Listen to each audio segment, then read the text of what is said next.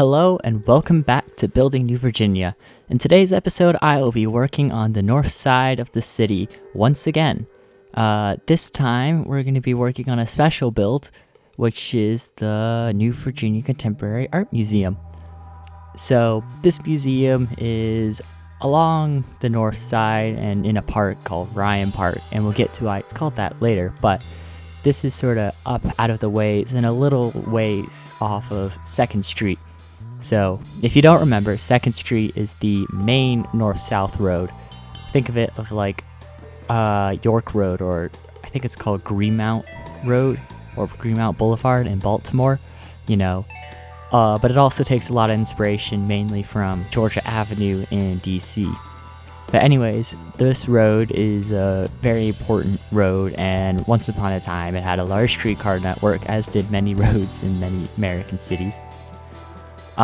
And that streetcar network was once owned by a family of people who emigrated to the US and started a streetcar empire, and they were the Calders.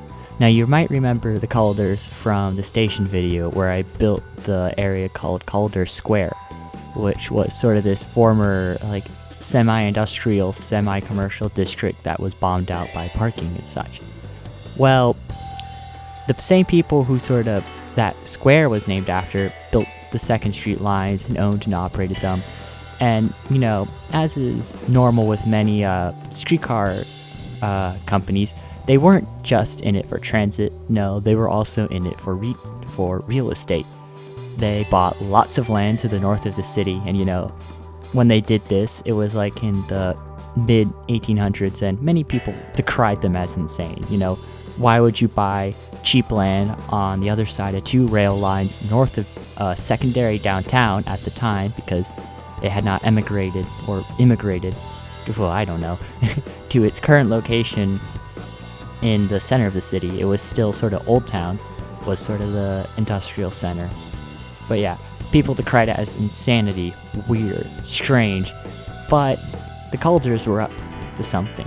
You see, the original Calder guy, whatever his name is, he decided to, get smart. He would build his trams, or streetcars, up 2nd Street to create good bedroom communities that were wealthy and had good transit access to the growing downtown of New Virginia.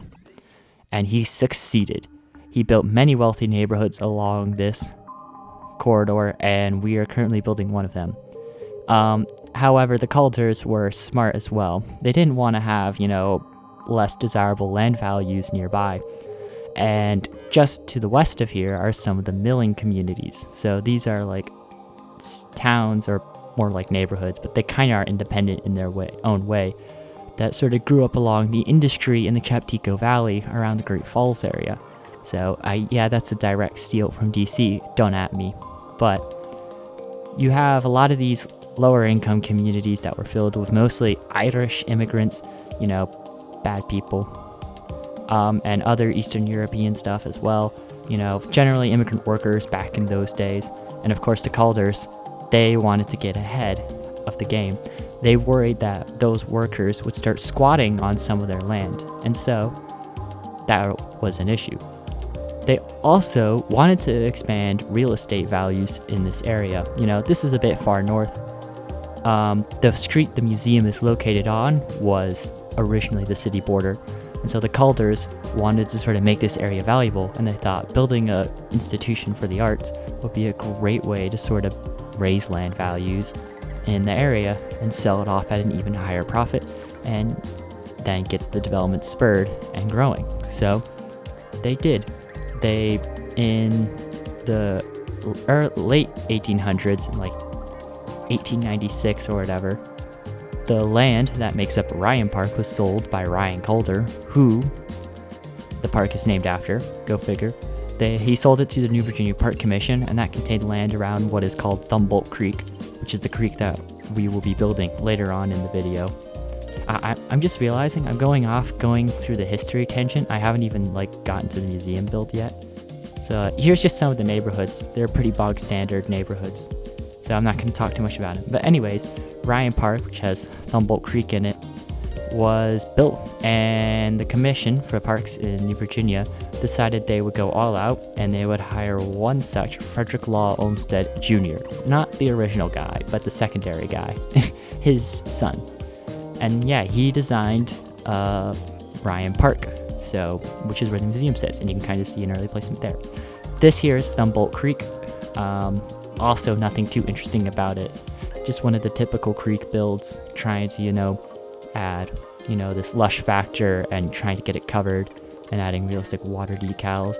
There's also this trail that goes up to the bottom of the sculpture gardens for the New Virginia Contemporary Art Museum. Yeah. But anyways, in 1903, if I remember my made-up dates correctly, the museum opened, and it was called something like the Calder Museum of the Arts. And, it was a big success. People flocked to it on the 2nd Street lines and visited it. It held national tours and even some international ones towards the end. It had many interesting works of art, and it was well liked by the public. It was, all in all, a success for the Calders on their real estate side as well. They managed to increase land values in the area, and the area really did develop after that.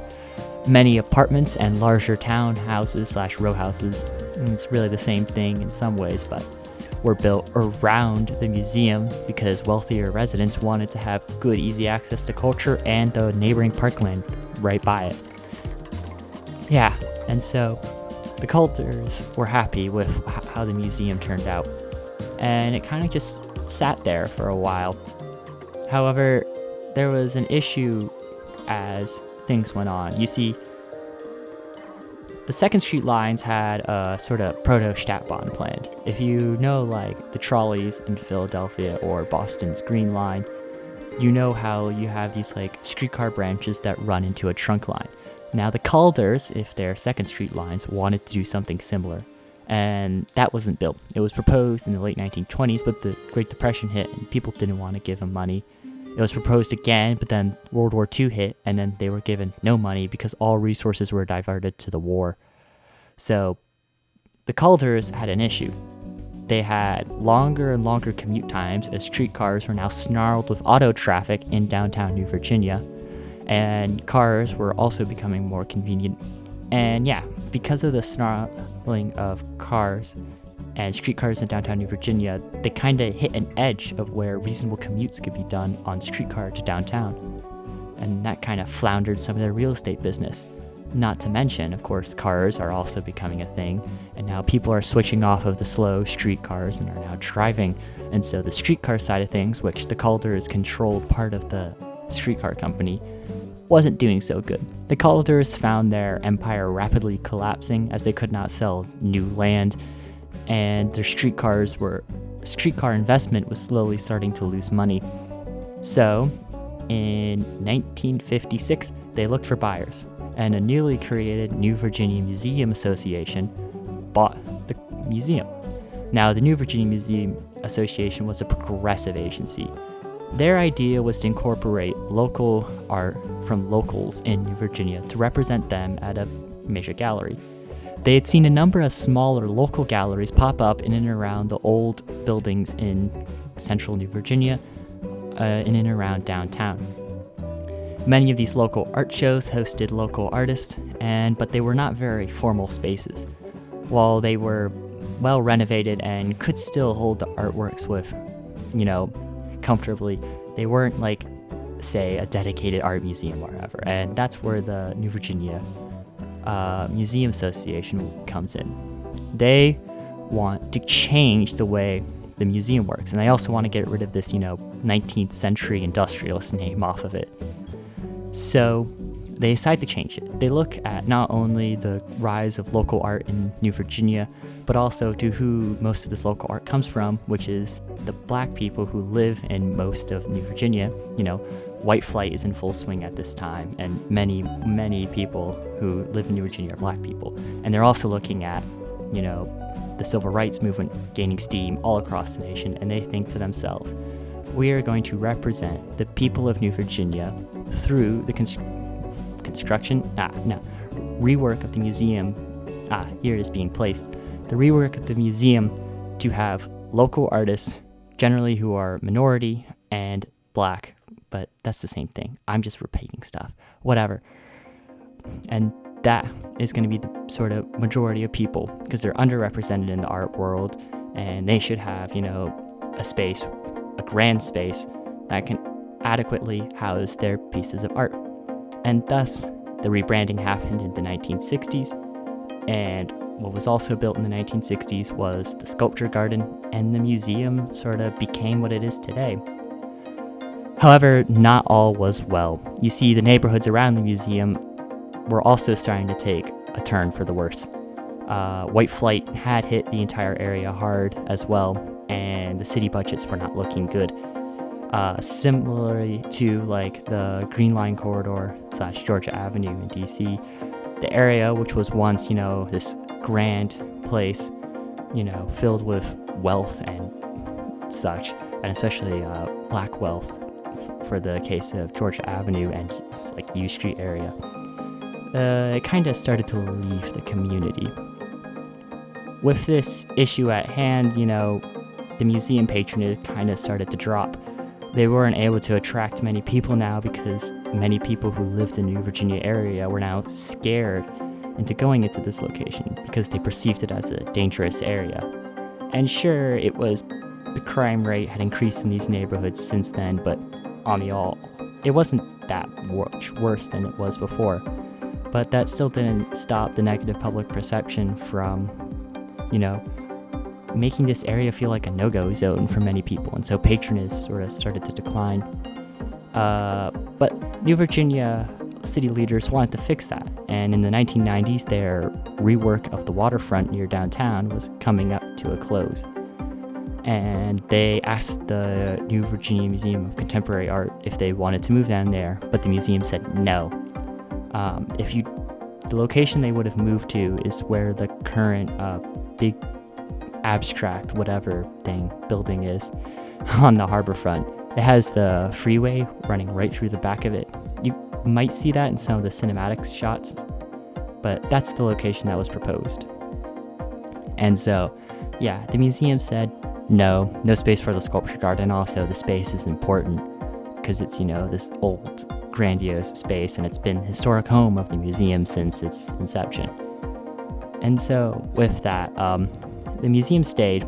Luckily, it wouldn't be much longer until the 2000s, until this area, similar to what happened in DC, started to gentrify, and new people, generally wealthier and white, started to move into the neighborhood, and it started to become rejuvenated and alive again. Part of this was done by the Metro opening a stop not far from here, but this happened at least a good few decades after when the Metro would have opened, so it had some effect, but it seems to be other external factors that happened later that I don't have a story to. But the museum now is a cherished institution in New Virginia.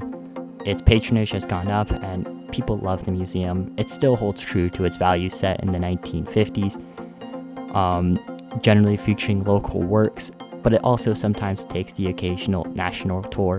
And with a focus towards minority artworks and such, it tries to represent the true people of New Virginia who have lived there for a long time. And that's kind of the history of the museum. I'm currently working on a sculpture garden, and so this was sort of supposed to be a terrace. You can kind of see here. It's supposed to be a terrace down to the Humboldt Creek. Trying to remember my own names is hard. This is gonna have like a bunch of sculptures with what limited pieces I have. I'm generally using Badger Hax's like building blocks, and I don't think he ever intended them to be used in this way. But sometimes you just gotta build an art museum in a game built for trains. So, trying to get the ground flat because this is a difficult train to work on. So I'm just raising everything up to the height that I want it to be instead of like raising the ground underneath. And yeah, I'm also having, stair access and plebs or whatever they're called. I don't know what they're called. Because I'm just thinking like the plebs magnet mod, but I don't know if there's any actual name for these or if it's just the people. But anyways, they will use those side stairs, and I do put some paths around here. You can see here I erased part of the area, so the tree cover got cut back and I had to redo a bunch of stuff. But anyways, this is now done, and you can see me turning towards details. I don't try and go too in-depth on terms of like sculpture density or whatever, because I don't have the creative ability to try and curate multiple sculptures. And it's really tedious placing objects down, considering, the height difference. You have to raise everything up like 10 or so feet just to get it to the right height, and it's just annoying after a while. But yeah, put some benches down because this area has some lovely views across to Chaptico. Yeah, you can kind of see it there. It's a very cool spot, I think. I would definitely visit if this were a thing in real life. And I think it's really well integrated into some of the areas around it. The sculpture garden bit is 100% free. You don't need to pay to get in to visit the sculpture garden, so that's why there's like this public trail access and whatnot. But the main museum, you gotta pay like something like $6 just to get in, which I don't think that's too bad. But for coming from where I am, the Smithsonian's are free, so the concept of a museum you have to pay for is foreign to me. I like some things about DC, and that is one of them. But anyways, more art. Yeah, not really much to talk about, because I'm kind of like trying to think about what modern art looks like and what I remember from seeing some of the sculpture gardens I've been to around some of the Smithsonian museums and like some of the stuff they do. And it's like, I'm constrained by the pieces I have to play with and whatnot.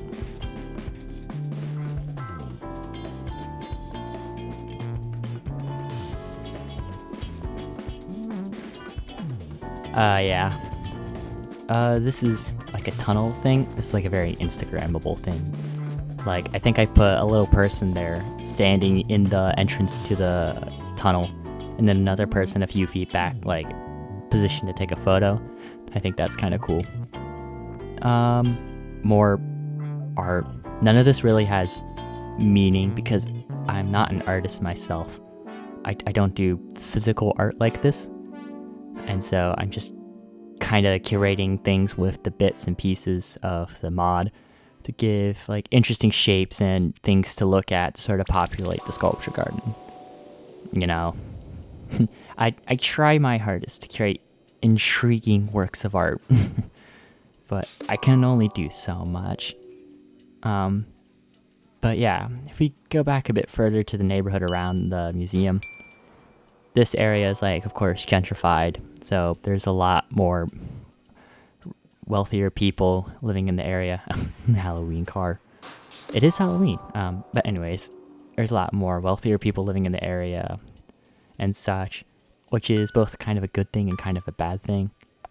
I mean, it's very much a good thing in that it revitalizes neighborhoods. But sometimes what ends up happening is that people can get the short end of the stick. Generally not homeowners, though. Like, if you own a home in a gentrifying area that has housing prices increasing, that's like awesome for you because your resale value is going to be absolutely insane. But renters can often get the short end of the stick when it comes to gentrification. It's usually who gets affected. You can see rents go up and whatnot. And this area has a lot of apartments, though maybe New Virginia has rent control. I think DC has some form of rent control on lots of their older buildings, so maybe this area has some of that as well, because these are definitely older buildings. And so yeah, the neighborhood is well loved by the people now. People visit there and it's a cool place. They got lots of, stores and such to visit, and I put a lot of care to create like interesting places with like outdoor seating, art on the walls, kind of give it that like gentrifying neighborhood vibe. Oh, me looking at some of the art in downtown because they're trying to get inspiration from stuff I've already created.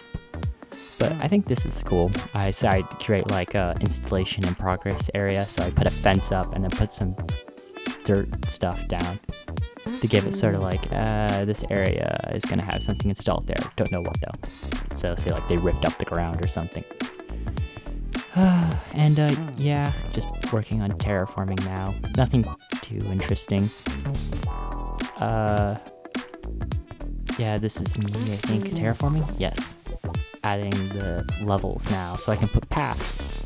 And so hopefully this means like the peeps or whatever will walk through this area, but they don't really have anything to go to. So I guess it's not really worthwhile or has a purpose, but you know what? It's there if need be. Yeah, the game can struggle because I have this to the absolute extreme when it comes to like, you know, just anything in general. And so when you put a lot of like generated people down, you know, this save, I should say, can crawl. And it prevented me from taking screenshots of the screenshot tool of downtown, which was kind of annoying. And I think that kind of stopped me from playing for a while way back when. I think I talked about this in like the station video or something. I'm not sure. But yeah, there can only be like so many people before the game just like gives up. And so there's not a lot of people magnets around here, and I usually build buildings with like no people generated. So I'm trying to keep this save going as long as possible. I really am pushing the limits of the game. I don't think the game was ever intended to be played this way. And you know, in some ways this handles it much better than like City Skylines because there's no asset limits or whatnot. So I can just build infinity roads if I wanted to. But that's a big like if. So, you know, people is something this game can struggle on though. And yeah, having a lot of people all in downtown because, you know, I'm trying to create like realistic commute patterns and whatnot, it's just killed my PC. And yeah, it was a sad thing to see go away. Maybe if I can get like more RAM, I can bring more people back.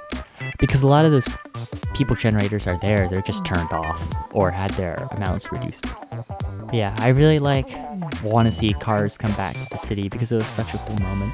Speaking of cars, we have this great parking lot right to the side of the museum. Nothing too special. I mean, like all parking lots kind of become the same after a while. It's just a parking lot in TPF2. But you asphalt down, you put parking markings down, you put some like details on it to make it look interesting and not boring. I put some lampposts in here, make it, you know, nice and pretty. It's an ornate parking lot because it's by the museum. Yeah, you can get a look at some of the neighborhoods around here, sort of the nice townhouses and such. It's also right by the woods, which is really cool. Yeah, this is like such a cool location for a museum. I quite like it. Yeah. Running out of things to say, surprisingly enough. This is a long video, and I'm like, it was at one point 40 minutes long if I tried to keep the speed at like 3.5 times speed. So it's at 4 now, so it's not quite as long. But yeah, there was other things from other parts of the city I originally wanted to include in this video, but then I was like, I gotta condense it down to just the north side area. But you know, this is the north side area. It's long overdue sort of build because I haven't done anything in this area on camera that I know of. And you know, this has been sitting complete for a long time, or parts of it have, and it looks absolutely amazing, especially in the fall detail. Fall colors. Which I don't know if y'all noticed, but it's fall in New Virginia. I made my own trees mod based off of the JK tree shade variation. Not on the workshop, though I hope to get it there because you can kind of see that when you're in like normal view mode, there's like this white stuff around the edges that sort of make it look weird and just strange, and I don't know how to fix it. When you use the camera tools, it looks perfectly fine. it just looks fine. It looks good because of all the tree shade stuff, tree colors. But when you look at it with the normal view, it just looks weird, and I don't know why.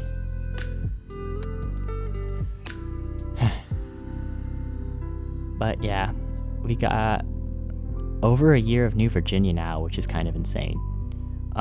Because yeah, there wasn't over a year ago. The last time we did fall stuff was episode 4, I think. I don't know.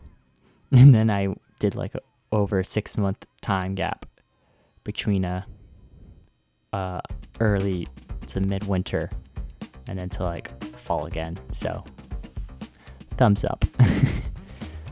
You can tell I have no consistency when I make videos. They kind of just happen, you know. I just do them when I do them. No rhyme, no reason. They just sort of happen.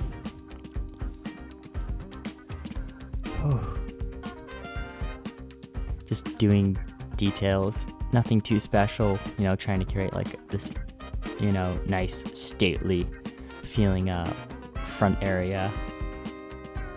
Yeah.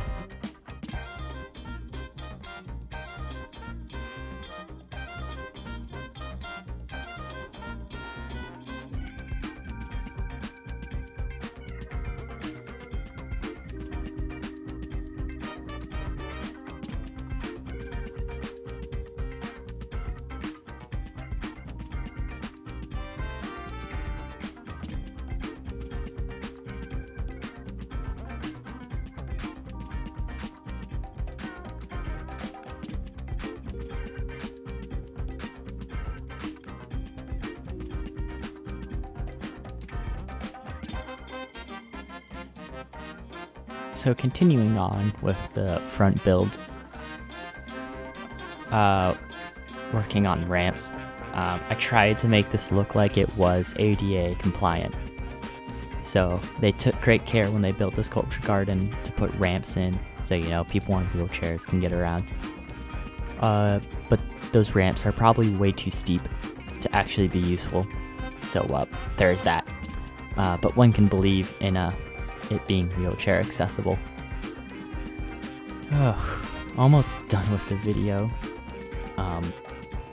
Yeah, God, this is a long one. There's a lot to include in this because I recorded a lot more of this, especially with the museum piece, which is I guess good because y'all get to see more. But this always takes a lot longer to record, edit, and like, especially rendering takes a lot longer. But you know, I like the way the museum looks. There's some really cool sight lines at the museum from like across the river. You can kind of see it from like this roundabout I have built by where the university will eventually go, which is just across the way. I don't think y'all have heard about the university. Yeah, but anyways.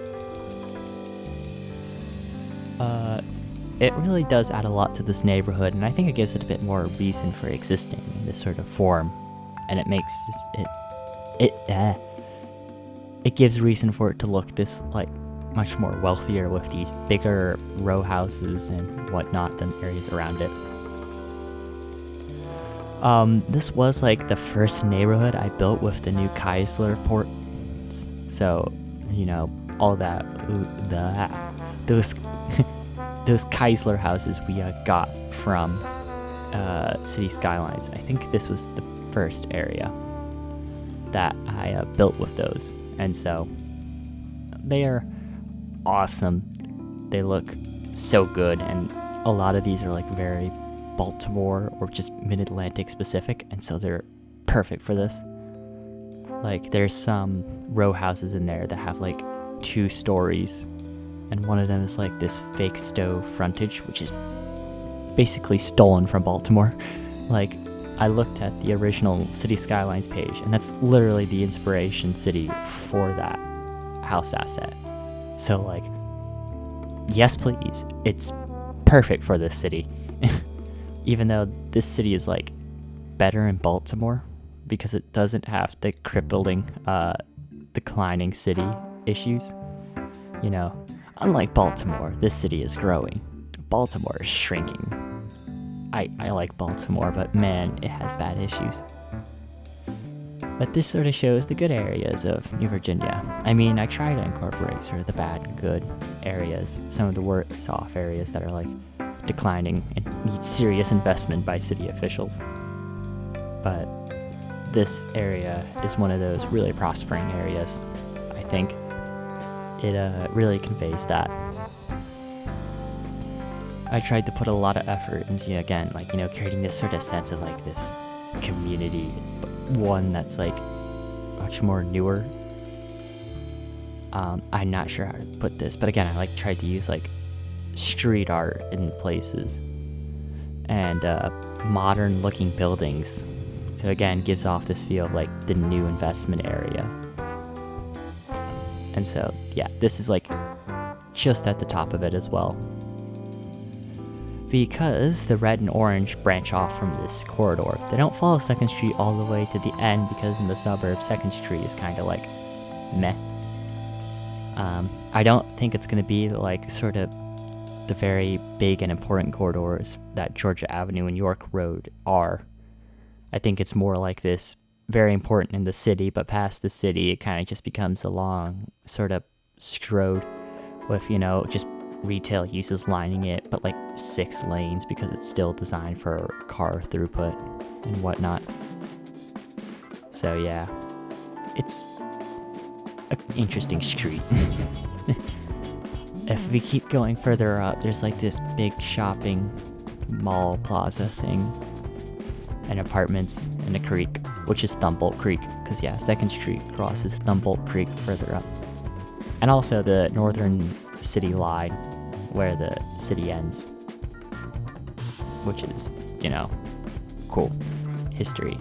Yeah, you can kind of see Melford Green is right out the city line, and there's a good overview of Humboldt Park, which is gonna be an exciting build. I don't know what makes, the Frederick Law Olmsted Park special, but you know what? I'm gonna learn. Gotta research, sort of like look at parks by Frederick Law Olmsted Jr., which I know Rock Creek certainly is one of those, and that's where I'm gonna take a lot of inspiration from. Yeah. This is the last bit of art. This is one I was like recommended. I posted screenshots of this into a Discord server, and I was recommended you should look at stuff from the Mass Mocha. I was like, cool. I did look at it, and I saw one piece of art that was like these 3 concrete pillars just standing in like a half circle, and I was like, perfect. Fill space, creates like this very Instagrammable thing. Again, like people are gonna stand out here, which I think I do, and take a photo. And anyways, that's it for the video. It's about to end. Cinematics will be rolling soon. So thank you so much for watching. I hope you enjoyed the video. Yeah, and goodbye.